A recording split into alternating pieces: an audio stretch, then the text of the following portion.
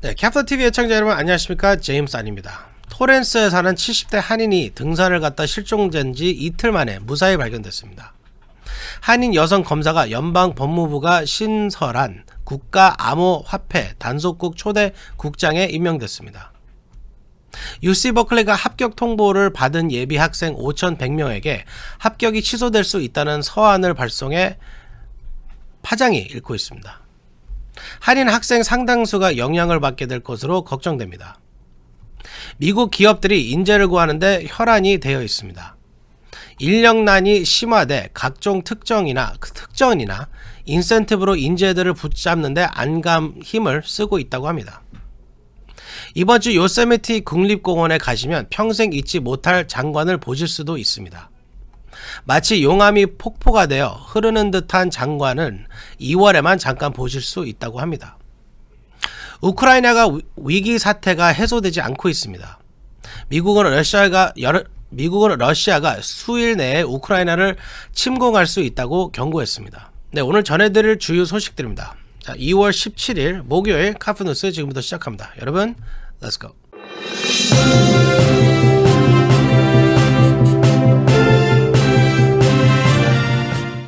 네, 연방법무부가 신설한 국가암호화폐 단속국 국장에 한인 여성 검사를 임명했습니다. 한인 최은영 검사입니다.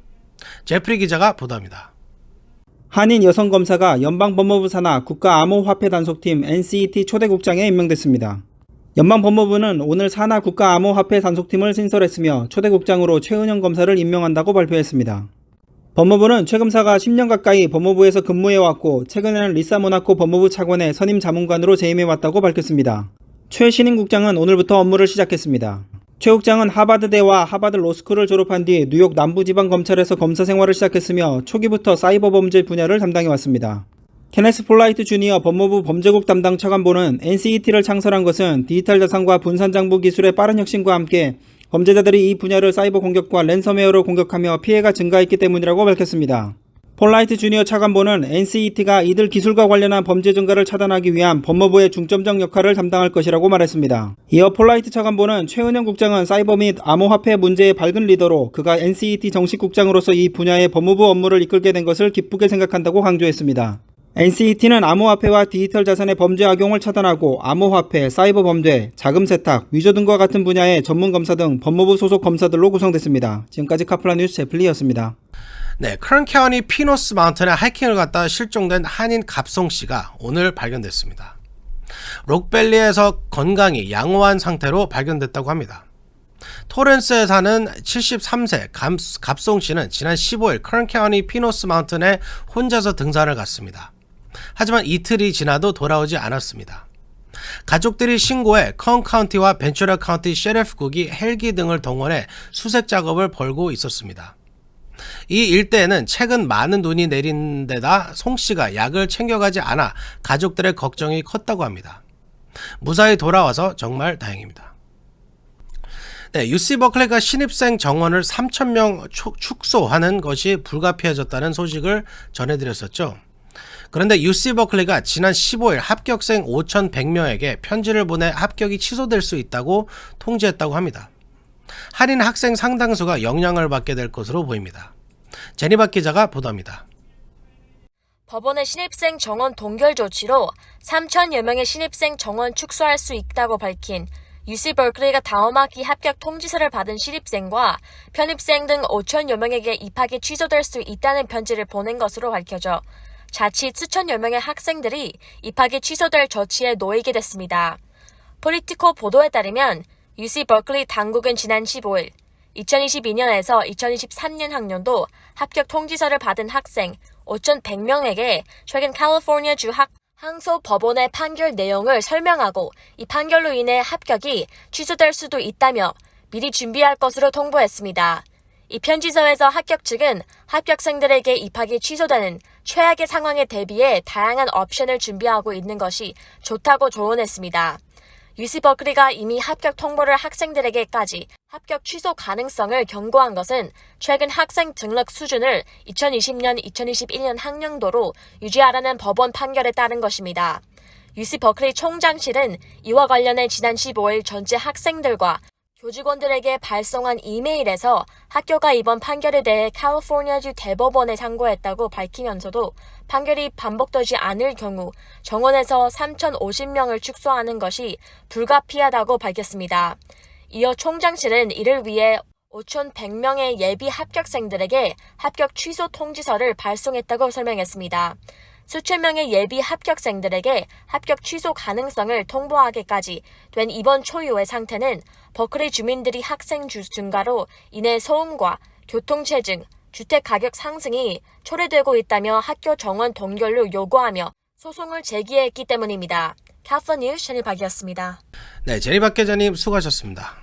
방금 제니박 기자가 리포트 중에 합격 취소 통보라고 했는데 합격 취소를 통보한 것이 아니고 합격이 취소될 수 있다는 가능성을 통보한 편지입니다.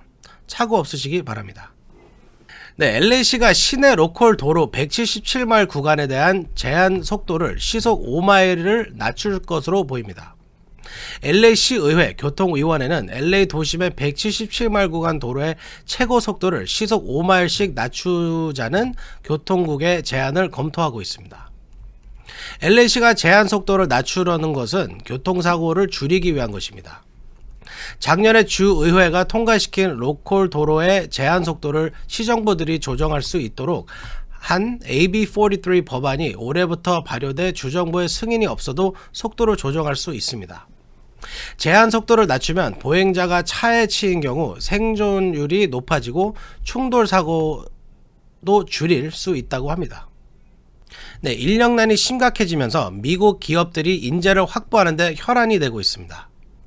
지금 근무 중인 직원들을 붙잡아두고 신입 인재 확보를 위해 주 4일제 근무, 입사 보너스, 부동산 투자 자금 제공 등 파격적인 인센티브를 제공한다고 합니다. 피터장 기자가 보도합니다. 미 기업들이 직원들을 붙잡기 위해 입사 보너스의 주 4일 근무제까지 제시하는 등 안강의 힘을 쓰고 있습니다. 오늘 CNN 방송은 미 기업들이 직원을 붙잡기 위해 주 4일 근무, 5년 근속 시 부동산 투자금 지급, 입사 보너스 등의 각종 특전을 내놓고 있다고 보도했습니다. 구인난이 심화되자 기업들은 각종 수당을 제시하고 급여를 파격적으로 인상하는가 하면 재택근무를 보장하는 직원을 붙잡기 위해 치열한 경쟁을 벌이고 있습니다. 캘리포니아에 본사를 둔 소프트웨어 업체 완디스코는 2월부터 주 4일 근무제로 전환했습니다. 신입 직원을 채용하고 현재 직원을 붙잡아두기 위해서입니다. 이에 따라 직원들은 주중 하루를 골라 쉴 수 있게 됐습니다. 대부분의 금요일을 선택해 사흘 연휴를 즐기고 있습니다. 주 4일제가 도입된 뒤 이 회사 한 직원은 경쟁업체의 스카우트 제의를 거절했습니다. 부동산 업체인 마인드사는 직원이 근속 5년차가 되면 $60,000를 부동산 투자 자금으로 지급하는 제도를 도입했습니다. 홍보회사 마이크 월드와이드는 올해부터 신입 사원에게 첫 출근도 하기 전에 일주일간의 유급 휴가를 주고 있습니다. 일을 시작하기도 전에 일주일치 급여를 받는 셈입니다. 의료기관 에이트리엄 헬스는 간호사 같은 임상직과 환자 치료직 신입 사원에게 입사 보너스로 $3,000에서 $10,000를 지급합니다. 이 병원의 짐든 부사장은 지금 의료 분야에서 직원 구하기가 너무 어렵다. 그러다 보니 경쟁이 치열하다면서 외진 시골에서는 일부 직종에 대해 입사 보너스로 최대 $17,500를 주기도 한다고 설명했습니다. 기업들의 인재 확보 경쟁이 더 치열해지고 있습니다. 카플란 뉴스 피터장입니다.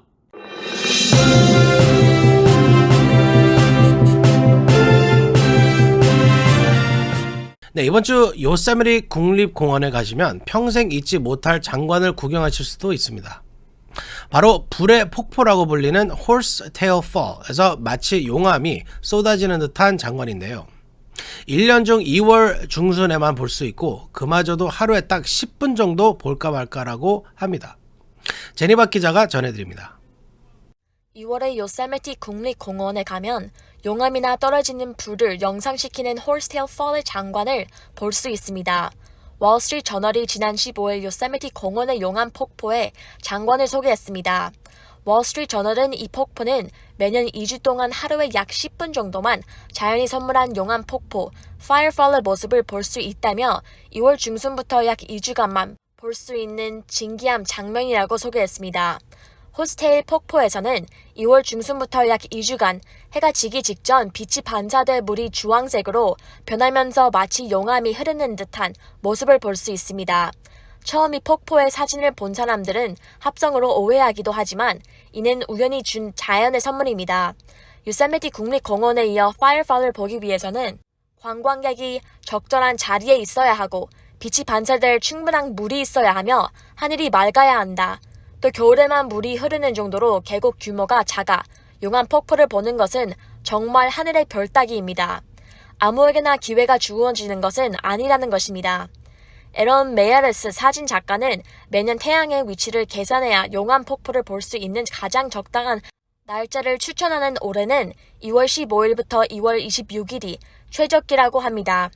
메아레스는 적당한 날짜에 방문한다고 하더라도 파이어폴을 구경할 수 있을지는 미지수라면서 약간 비가 내리면 더할 나위 없이 좋을 것이라고 말했습니다. 작년까지는 코로나 팬데믹으로 인해 예약한 관광객들만 폭포를 구경할 수 있었습니다. 하지만 올해는 예약 없어도 누구나 방문할 수 있습니다. 카플 뉴스 제니박이었습니다. 네, 코로나에 감염되면 신체 부작용뿐만이 아니라 우울증 등 각종 정신 문제까지 발생할 수 있다고 합니다. 스티브 강 기자가 보도합니다. 코로나19 감염이 신체적 부작용뿐 아니라 정신적 문제도 일으킬 수 있다는 연구 결과가 나왔습니다.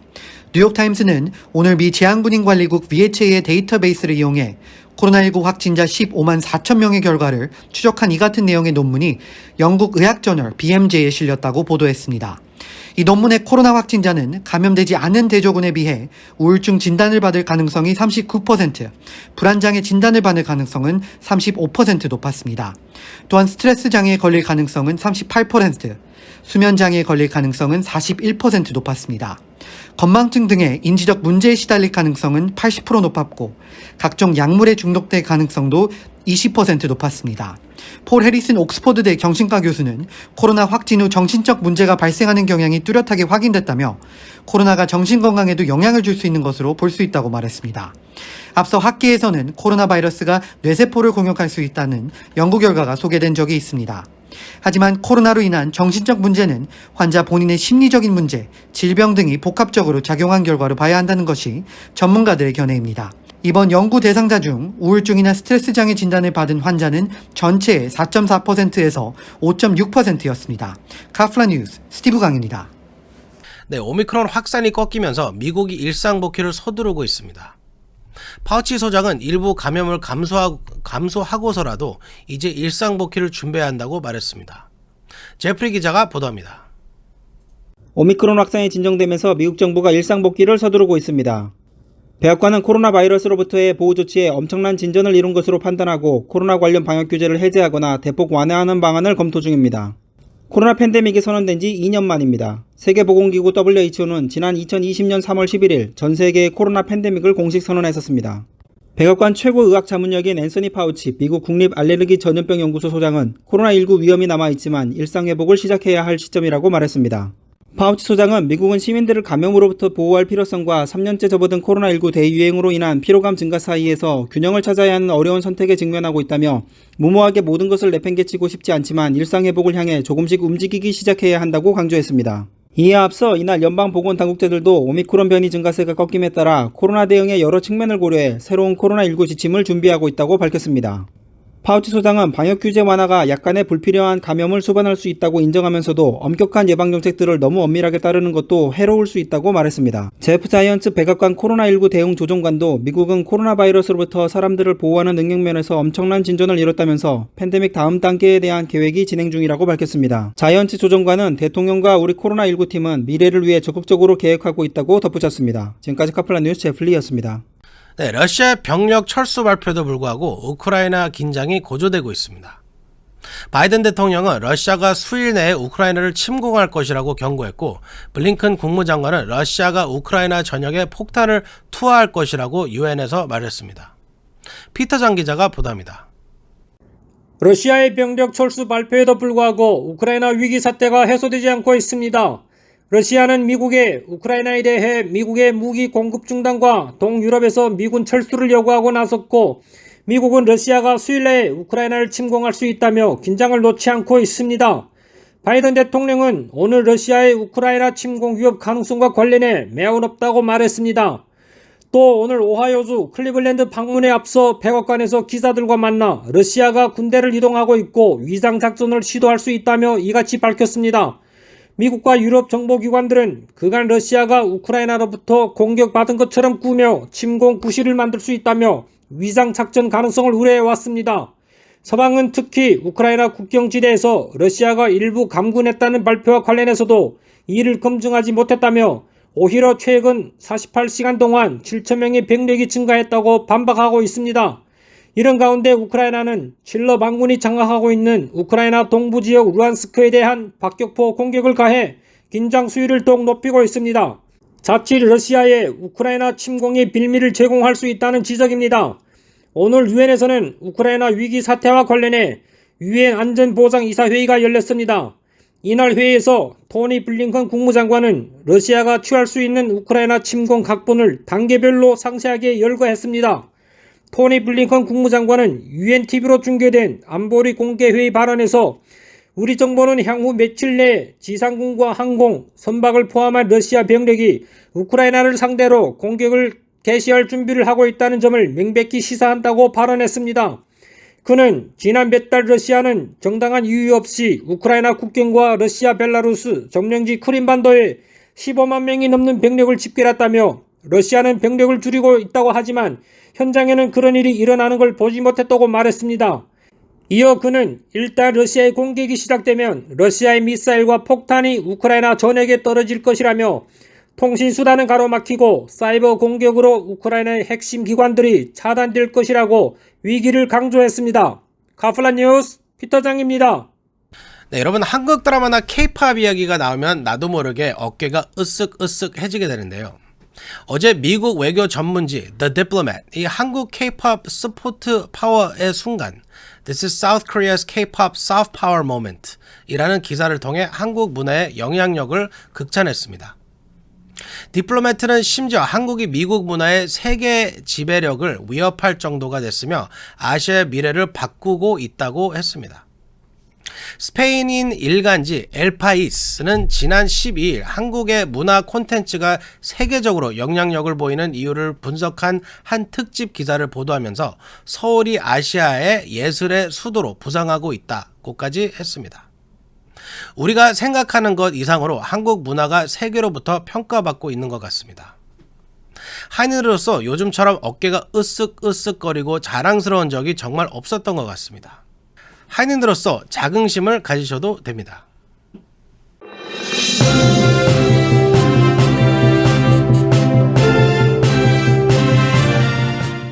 네, 캡터뉴스가 준비한 소식은 여기까지입니다. 내일은 제 개인적인 사정으로 타주 여행을 가게 돼 방송이 없습니다. 예청자 여러분의 양해 부탁드립니다.